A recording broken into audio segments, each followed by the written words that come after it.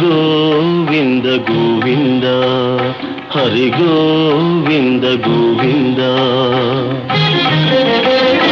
ఉత్పాతములు ఎన్నో ఉత్పత్తిల్లేను, తోక చుక్కలు ఎన్నో పుట్టుకొచ్చేను, అంతు పొంతు లేని ఆపదల దేశము అల్లకల్లోలమైపోయేను.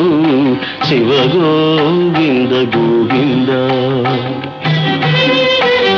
హంపిలో హనుమంతుడాగ్రహమున లేచి ఆర్భాటముగ కేక వేసేను, ఆ కేకలకు జనులు అదరిపోయేరు, ఆకురాలిన ఎత్తు రాలిపోయేరు.